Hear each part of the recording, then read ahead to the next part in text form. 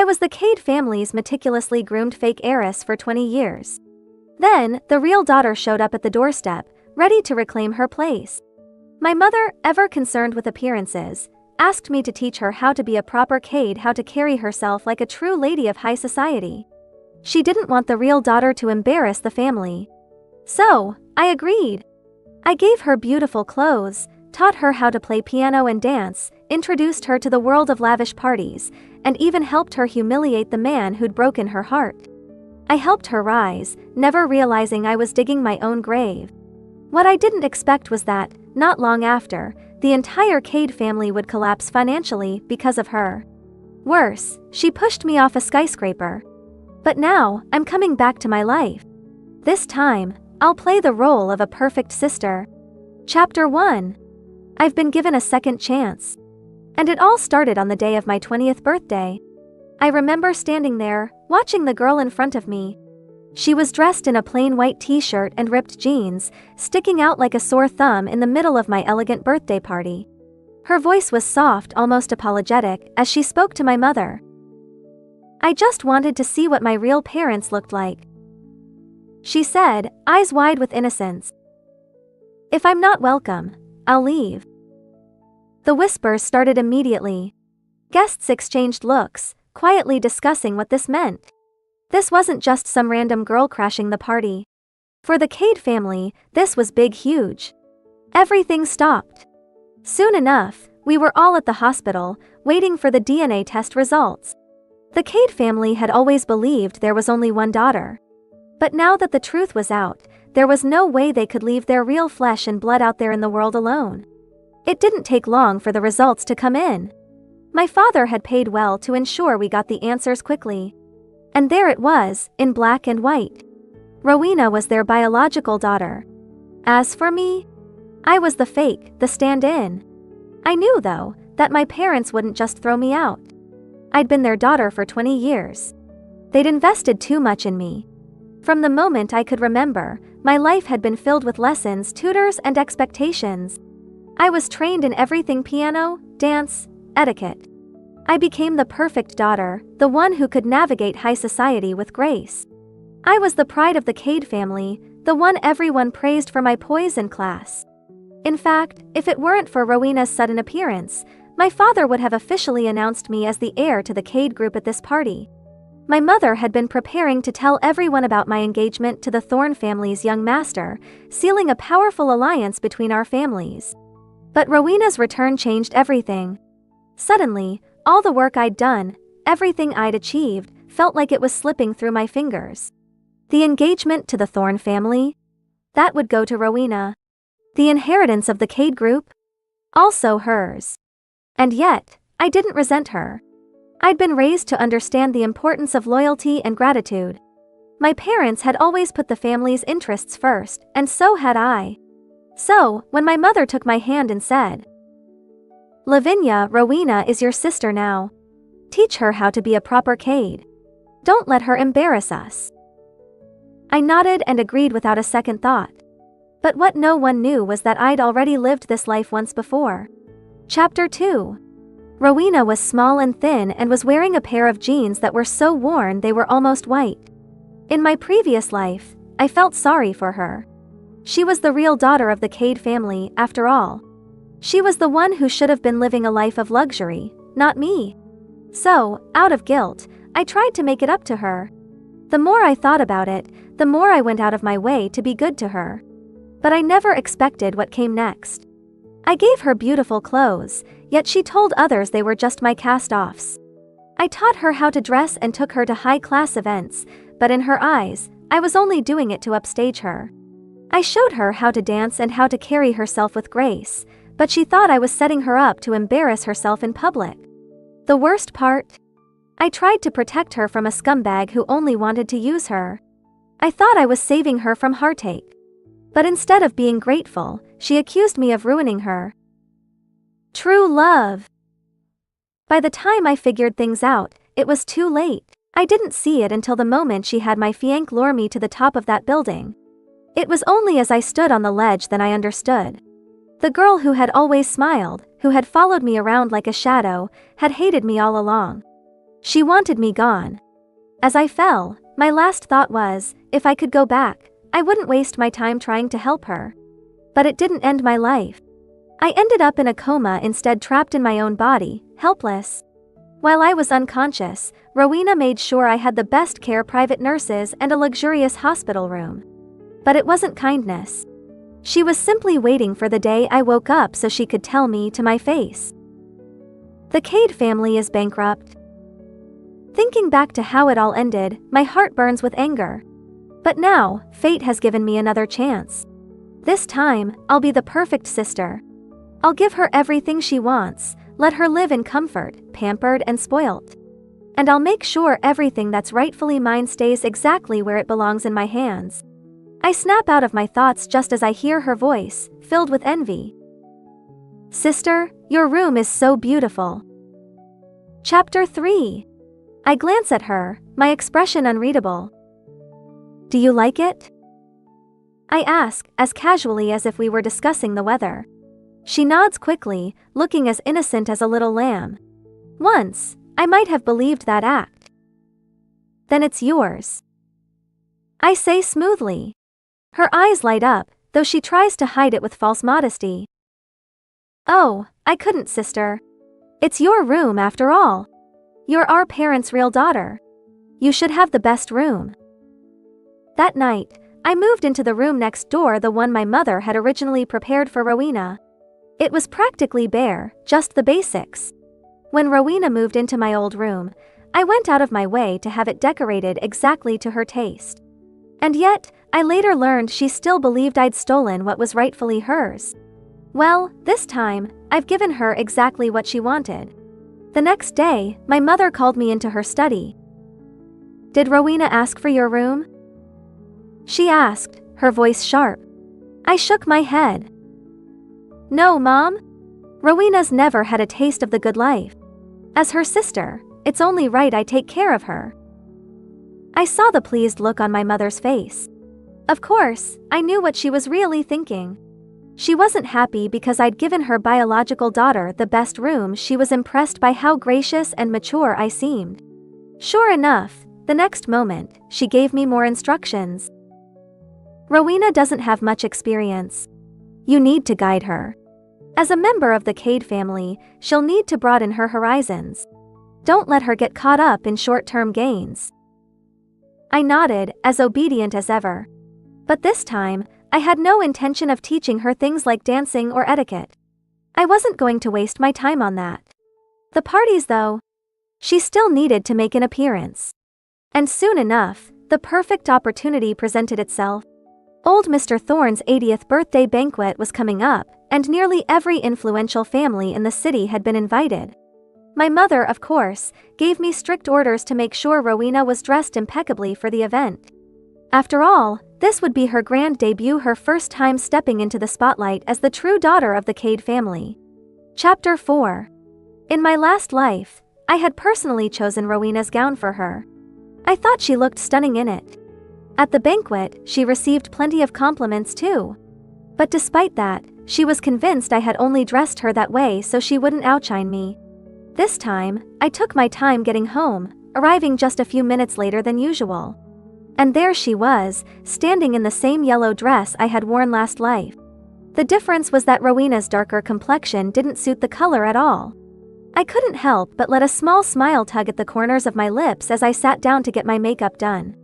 The latest gossip in the upper echelon of society? The Cade family had finally found their long-lost daughter. Naturally, Rowena and I were the center of attention today. When we finally made our entrance at the banquet, all eyes were on us. As usual, I introduced her to my so-called friends, the same girls who were always polite to my face but never meant a word of it. They greeted her with the same plastic smiles. Just as I finished, I heard my mother calling my name. I turned to Rowena, ready to say something, but she spoke first. Sister, you should go. I'm feeling a little nervous since it's my first big event. In my previous life, she had said this exact same thing. And just like before, when I returned, I noticed that my friends' attitudes had shifted. They were distant, colder. Back then, I hadn't thought much of it. In this world, no one's loyalty is guaranteed. They had only been nice to me because I was the supposed daughter of the Cade family. Now that the truth was out, their change in behavior made sense. What I hadn't realized, though, was that Rowena had already started stirring the pot. My mother pulled me aside. "Didn't I tell you to make sure she was properly dressed? I got home late from school," I explained. There wasn't enough time to change her into something else. In many wealthy families, academic performance isn't a priority. If the kids don't excel, they can always study abroad and come back with a fancy degree. But my mother had always been strict with me when it came to my studies. I had to be the best. As soon as I mentioned school, she let the subject drop. But tonight, I had another goal in mind. "Mom, why don't you take Rowena to congratulate Mr. Thorne on his birthday?" I suggested, speaking up before she could say more. Chapter 5. I had other plans. I was going to break off my engagement with Lucius Thorne, the young master of the Thorne family. Sure, Lucius's mother adored me, but that affection was built on the idea that I was the Cade family's legitimate daughter. I stood by quietly, watching as my mother led Rowena over to the Thorne family to pay their respects. It didn't take long before Mrs. Thorne was holding Rowena's hand, smiling at her as if she were the most precious thing in the world. She didn't spare me a single glance. I watched, knowing full well that I had achieved at least part of what I'd set out to do. Lucius wouldn't have a choice in the matter. In families like his, marriages were business deals. His personal feelings were irrelevant. As for the rest, well, that would be sorted out after the banquet. I was feeling pretty satisfied with how things were playing out. But of course, everyone around me had their own interpretations. They all assumed the same thing. The real daughter was back, and I, the imposter, had been cast aside. I turned my head and caught a few people staring at me. Some wore expressions of curiosity, others were mocking. A few even looked like they pitied me. I almost laughed at its absurdity. But then, I thought better of it and let my smile fade, replacing it with a more appropriate look of quiet disappointment. Later, when I slipped away to use the restroom, I overheard a group of women talking just outside. "I can't believe Lavinia would do something like that. She makes herself look perfect and then dresses Rowena like, what? A monster? Well, obviously. She's afraid Rowena will take her place. As if it matters. Fake is fake. I've never liked Lavinia. She always acts so proper. My mom's obsessed with her, always telling me to be more like her. Now, look. She is a liar. Same. My mom wanted my brother to marry her. Can you believe that?" In my last life, I hadn't overheard this particular conversation. But it didn't surprise me. Back then, I spent most of the party stuck to Rowena's side, introducing her to everyone and explaining the complicated social hierarchy of the elite. Now that I thought about it, I realized that people had gossiped about me even back then. But instead of calling me a fake, they'd whispered about how I was like Rowena's pet, desperate to win her favor now that the truth of her birth had been revealed. At the time, I didn't care. I believed that the bond between Rowena and me was something no one else could understand. I brushed off their words, thinking they didn't matter. As I'd expected, by the end of the night, both families had gathered to discuss the engagement again. But when we got home, Rowena and my mother had a fight over it. Chapter 6. In my last life, Rowena only ended up with Lucius because I'd ruined her relationship with the man she truly loved. This time, I decided to stay out of it. Let her have her fun with that worthless guy. Of course, she didn't dare tell our mother she had someone else in mind. Instead, all she said was, "I just want to marry someone I love." Maybe it was because I'd always been so compliant, but to my mother, Rowena's insistence sounded like nothing but childish rebellion. What Rowena didn't get was that the Cade family didn't need a daughter who cried, whined, and threw tantrums. They needed someone who could bring value to the table, someone who could enhance the family's power and wealth. "You're back with the family now. Who you marry will be decided by us," my mother said, her voice cold and unwavering. I stood off to the side, quietly enjoying the drama without getting involved. But it didn't take long before Rowena turned the situation on me. "Well, why don't you just have her marry him?" she snapped, pointing at me. "You've never cared about me before, and now you want to throw away my happiness for your stupid plans? I hate you all." With that, she burst into tears and ran off to her room, slamming the door behind her. My mother looked at me, her face flushed with anger. "Look at her. Does that seem like a behavior fit for a daughter of this family?" This was my moment to play the good, understanding daughter. I couldn't just agree with her, though that would only make things worse. So I walked over and gently took her arm. "Mom, she's just overwhelmed. She's only been back with us for a little while, and she doesn't understand how much you and Dad sacrifice for her yet."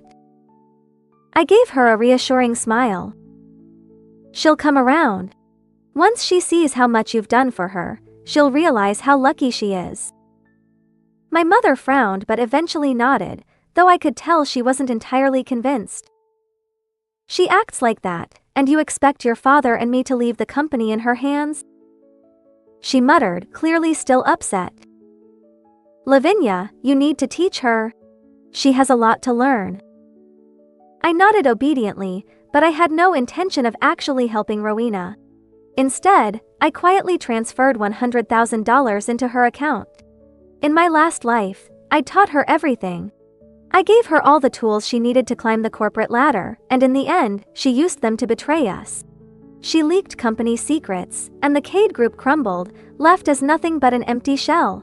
This time, I wasn't about to let history repeat itself. Chapter 7. As I headed back to my room, I passed by Rowena's door. It wasn't fully closed, and I could hear her talking on the phone with someone. I wasn't trying to eavesdrop, but her voice was loud enough that I couldn't help but overhear. "My mom won't even give me any money. How am I supposed to get by?" I couldn't hear what the person on the other end said, but Rowena's voice came through again, dripping with bitterness. "They act like they care, but it's obvious they've never really seen me as part of the family." I didn't stick around to hear the rest. I'd already made it back to my room by then. But as the good big sister, I couldn't just stand by while my poor little sister struggled for cash, now could I? So, I knocked on the door and slid a check for $100,000 through the crack under her door.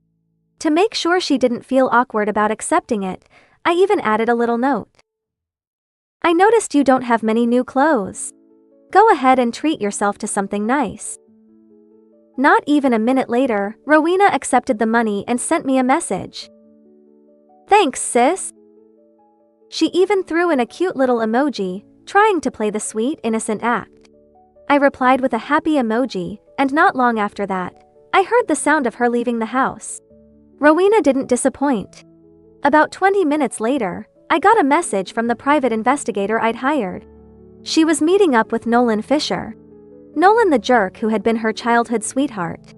They'd known each other since they were kids, and by the time they were 18, they were already in a relationship. In my last life, I only met Nolan once. It was after Rowena had begged me, practically on her knees, to meet him. She kept saying how great he was, how he was such a good guy. I knew what she really wanted. She was hoping I'd speak up for him in front of our mother, that I'd give him my approval. After a lot of pleading and whining, I finally agreed to meet him. I didn't expect much, and even then, he managed to disgust me. His words were slimy, and to top it off, he actually tried to put his hands on me. I immediately called security and had him beaten up before throwing him out. Chapter 8. Growing up, I was taught that if I couldn't handle something as trivial as this, I didn't deserve to be a part of the Cade family. So, back then, I took swift action. I exposed Nolan for the scumbag he truly was, and I made sure he got what he deserved. I thought I was doing Rowena a favor. At the time, she even thanked me, saying, "I had no idea he was such a terrible person. I'm so lucky to have you, sis." But in the end, she resented me for it. This time, I decided to sit back and let her make her own mistakes. I'm curious to see how things play out between them. Over the next few weeks, I kept transferring money to Rowena without asking where it went or what she was doing with it. And she quickly adapted to her new lifestyle, spending without a second thought. Before long, she got comfortable enough to start asking for more, always with some new excuse. It wasn't long before I started hearing whispers. People from our social circles began bumping into Rowena at high-end boutiques, flaunting her new wealth. Meanwhile, I stayed home, using the excuse of studying for exams to avoid going out. The contrast between my quiet life and Rowena's flashy behavior couldn't have been more obvious. Rumors spread like wildfire.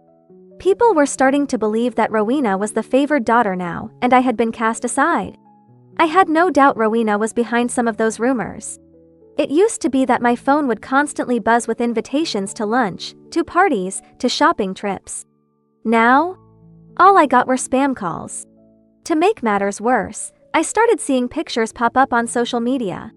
The same girls who used to follow me around were now posting selfies with Rowena, flaunting their new friendship. But honestly, I didn't care about any of that. What I cared about was how reckless Rowena was becoming. This was, after all, exactly what I'd intended.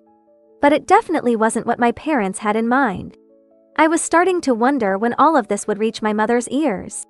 And just as I was thinking about it, I heard raised voices downstairs. Chapter 9. Apparently, Rowena had finally run into our mother when she came home. For a while, Rowena had been careful. No matter how wild her nights were, she always made sure to look polished before stepping back into the house. She would even message me sometimes, asking if our parents were home. But today, her luck ran out. By the time I reached the bottom of the stairs, my mother was already giving her a lecture. "Look at what you're wearing. Is this how a daughter of ours should present herself? And where exactly have you been?" I glanced at Rowena. She was dressed in a skimpy tank top and denim shorts, her face caked in heavy makeup. I knew exactly where she'd been, out clubbing with her loser boyfriend. She stammered, unable to come up with a good lie. When she saw me, her eyes immediately locked onto mine, begging me for help. I gave her a small sympathetic smile, but I knew better than to jump in. My mother wasn't the type to let anyone else have a say when she was angry. Before I could say a word, my mother shot me a look. "Don't even think about defending her." I hesitated briefly, though internally, I was quite pleased. Rowena, on the other hand, seemed to have finally found an excuse. "I was just out with some old friends," she said, trying to sound casual. My mother didn't bother to argue. Her voice was cold and sharp as she said, "Go upstairs and make yourself presentable." For a moment, I was surprised. Even in her anger, my mother seemed to go easy on Rowena.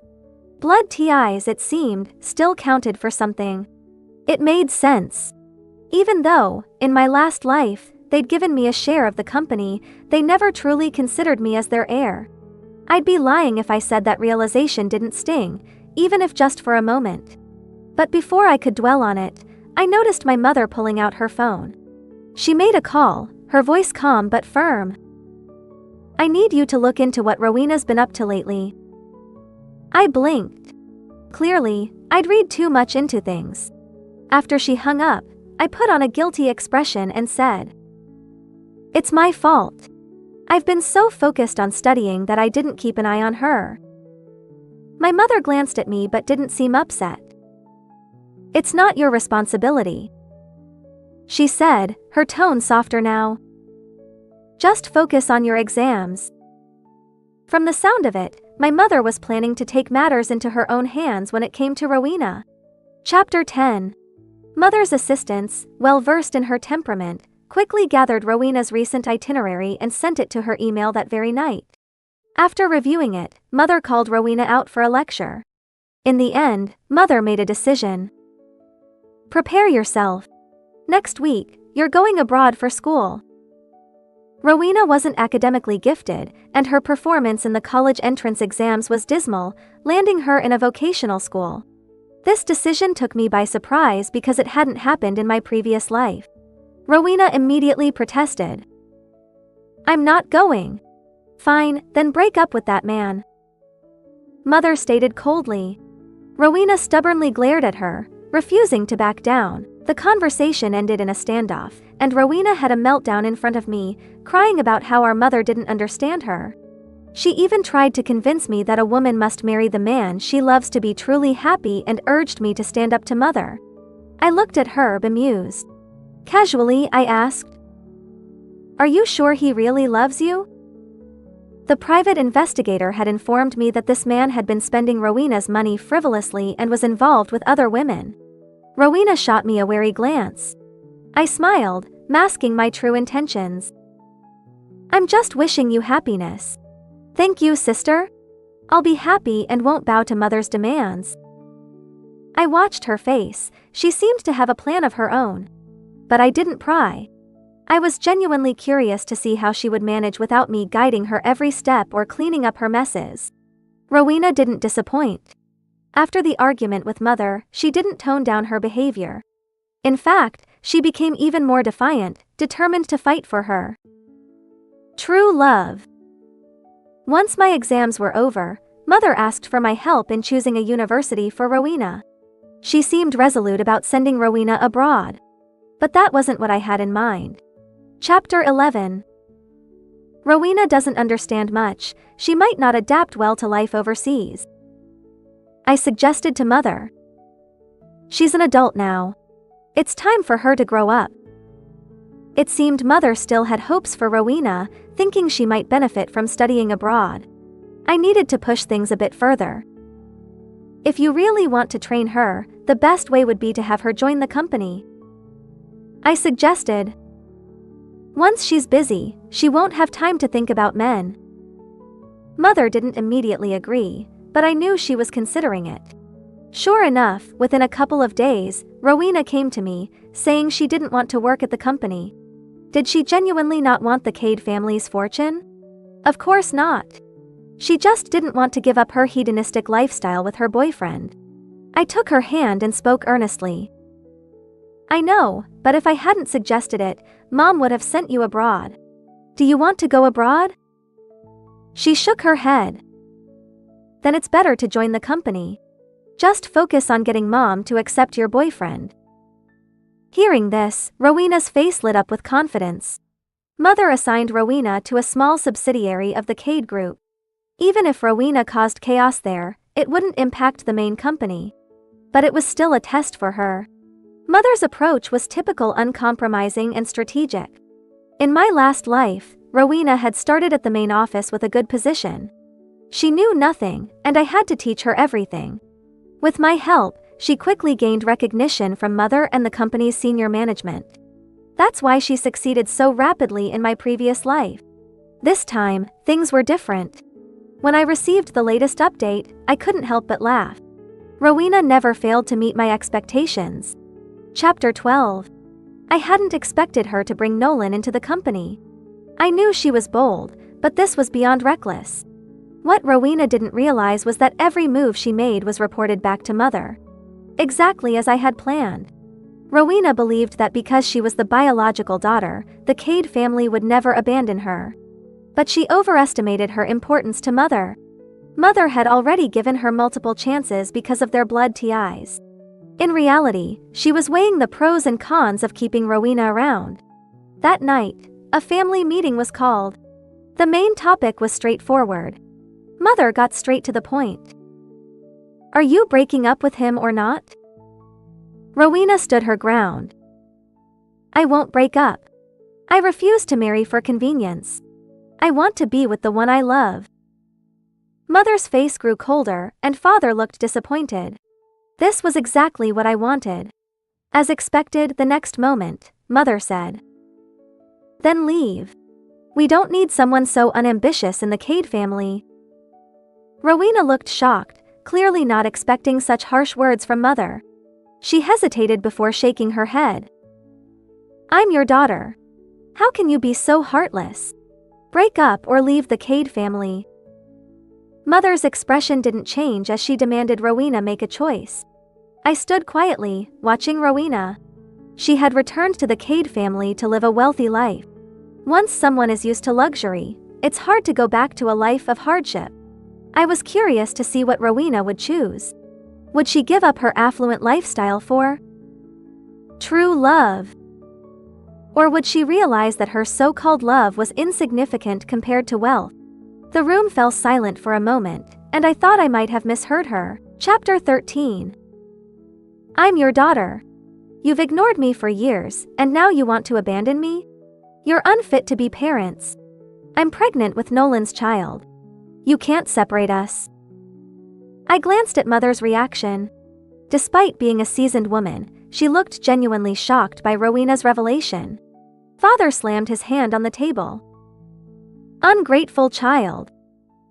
No wonder Rowena had been so confident recently. She thought being pregnant with Nolan's child would force my parents to accept their relationship. Seeing her naivety, I almost felt sorry for her. I wondered if this idea was hers or Nolan's. I suspected the latter. Nolan probably hoped to marry into wealth. Snapping back to the present, I heard Father's commanding voice. Get rid of the child now. I won't. If you're not welcome here, then leave. Rowena's words were spoken in anger, but the door closed behind her. No one in the living room said a word. Mother looked at me and said, Go get some rest. Now that your exams are over, remember to go to the company tomorrow. I nodded obediently. Hesitating for a moment, I started to speak, but Mother interrupted. Don't worry about her. So, I said nothing more and returned to my room. And just like that, Rowena left the Cade family, and my standing with my parents improved once again. They didn't promise me anything explicitly, but I could sense they were slowly giving up on Rowena. Just when I thought Rowena had given up, she reappeared. Chapter 14. It was just after work, and I was leaving the company with my colleagues when I saw Rowena standing near the entrance. In just a week, she had reverted to her old self. She was dressed as shabbily as she had been at my birthday party. Seeing me, she immediately shouted, Lavinia Cade. From our first meeting, she had always called me sister. This abrupt change in address was a clear sign she was here for a confrontation. Rowena's behavior had not impressed my parents, so they hadn't publicly acknowledged her. While people in the company had heard about the real daughter's return, they didn't know what she looked like. Now, many curious eyes were on her. As luck would have it, my parents were both out today, one on a business trip, the other meeting an important client. Though I knew why Rowena was here, I had to play my part. I walked over and took her hand, feigning excitement. What brings you here? Have you eaten? Let's go grab something delicious. I acted as though I was genuinely happy to see her. She pushed my hand away. Lavinia Cade, stop pretending to be a good person. Her voice was loud, and it was the end of the workday. Many people were passing by, and they all turned to watch. My smile faltered, and I lowered my voice. Let's talk somewhere private. There are too many people here. I said this while silently hoping she would make a scene. I had just seen Mother's assistant leaving the company. If all went well, this would reach Mother's ears soon. Chapter 15. Rowena hadn't been having a good time. She had thought that being pregnant would make Mother accept her relationship with Nolan. Instead, she was kicked out of the Cade family. She waited at home, hoping they would come to take her back, but instead, she heard from others that I had returned to the company. Meanwhile, Nolan constantly demanded money from her, and under his influence, she grew increasingly resentful. She was the true daughter of the Cade family. Everything should have been hers, not Lavinia's. She had messaged me several times, asking for money, but I always told her to come back and apologize to our parents. Feeling betrayed, she decided to take matters into her own hands. I didn't know what she was thinking, but I watched her expression change. Then she shouted, I treated you as a sister, but you want to kick me out? I mentally sighed, finally understanding her motive. Rowena put on a pitiful face, making herself look even more aggrieved. I could feel the people around us slowing down, listening in. I just wanted to see my biological parents. I never intended to fight you for the inheritance. Why can't you accept me? Do I have to die for you to be satisfied? Tears streamed down her face, and she looked ready to end it all. More and more people gathered, including employees and passersby, whispering and pointing. Rowena's performance was stellar. I don't want anything. I just want a family. You already have one. Chapter 16. I cut her off mid-sentence. You already have one. Rowena stopped, staring at me in confusion. What? I smiled at her. You left home for the sake of the child you're carrying. Isn't he supposed to give you a family? Rowena was no match for me, especially since I had lived 2 lives. You're only 20. You have a bright future ahead. Mom and Dad offered to send you abroad for school and gave you opportunities to grow within the company. Yet you blamed them and refused to come home, and now you speak like this. Rowena, you've really disappointed me. Rowena stood there speechless. I noticed the people who had been pointing fingers at me now turned their curious eyes to her. Mother arrived, walking over to stand beside me. What are you causing a scene for this time? She asked Rowena. Mother's presence only agitated Rowena further. She suddenly screamed. I want to sever ties with you all. Mother's face remained impassive. Fine. From now on, we only have one daughter, Lavinia. Rowena, seeing her plan fail and noticing the judgmental stares around her, grew even more frantic. You'll regret this, she shouted before running off. Rowena's idea of making us regret it involved taking the matter to social media, trying to leverage public opinion. And she succeeded. Soon, there were numerous hateful comments on the Cade Group's official page. Mother was furious. She never expected her own daughter to betray her like this. Despite her lack of emotional attachment to Rowena, she had hoped to groom her. But not only was Rowena ungrateful, she was also spiteful. Chapter 17. Seeing Mother's anger, I tried to calm her down. Mom, don't be upset. Let me handle this. Mother rubbed her temples, looking tired. After a moment, she nodded. I trust you. Back in my room, I logged onto social media. The Cade Group's influence was vast, and Rowena's post had gone viral. But Rowena wasn't the only one who could use social media. Over the past few months, I had been nothing but kind to Rowena, and I had the receipts to prove it. I posted pictures of the gifts I'd given her, screenshots of our supportive conversations, and records of the money I'd transferred to her. I detailed my efforts to make her feel welcome, from giving her my room to encouraging her to return home.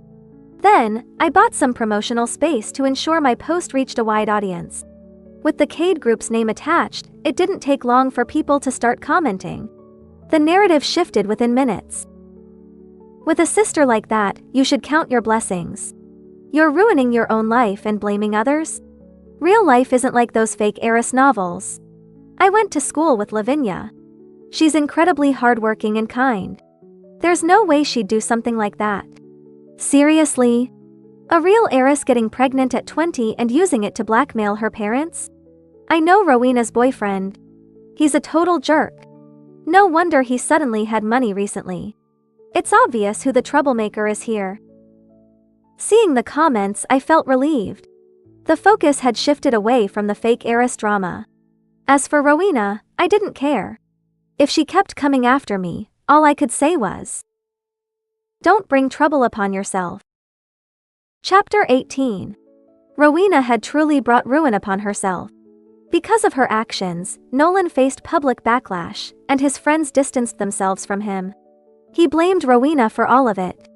Rowena wasn't one to back down, and I heard that their arguments were so loud that the neighbors complained multiple times.